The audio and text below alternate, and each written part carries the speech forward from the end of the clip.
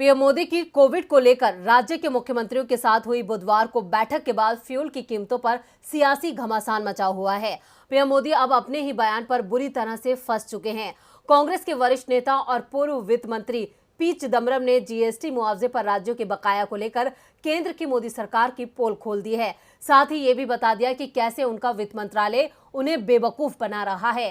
क्या है पूरी खबर, देखते हैं ये रिपोर्ट। पीएम मोदी कोविड की समीक्षा बैठक में जब बढ़ती महंगाई के लिए गैर बीजेपी शासित राज्यों को कोस रहे थे तो शायद वो भूल गए थे कि टैक्स के आंकड़े विपक्ष भी अपने पास रखता है।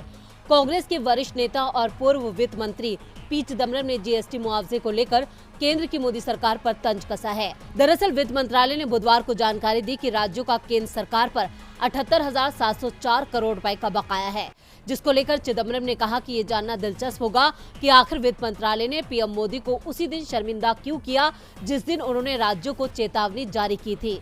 वित्त मंत्रालय ने बुधवार को कहा कि सरकार ने 8 महीने का जीएसटी बकाया जारी कर दिया है और पैसे की कमी के कारण 78,704 करोड़ रुपए का बकाया है। मंत्रालय ने कहा कि केंद्र ने 31 मार्च 2022 को खत्म हुए वित्त वर्ष के लिए राज्यों को 8 महीने का जीएसटी क्षतिपूर्ति बकाया पहले ही जारी कर दिया है।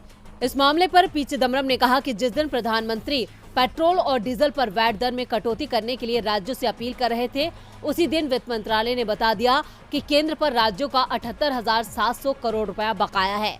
पूर्व वित्त मंत्री चिदम्बरम ने ट्वीट करके कहा, केंद्र पर बकाया राशि वास्तव में बहुत ज्यादा है। अगर आप उन अकाउंट को जोड़ते हैं जिसका दावा राज्य कर रहे हैं तो ये और भी ज्यादा हो सकती है।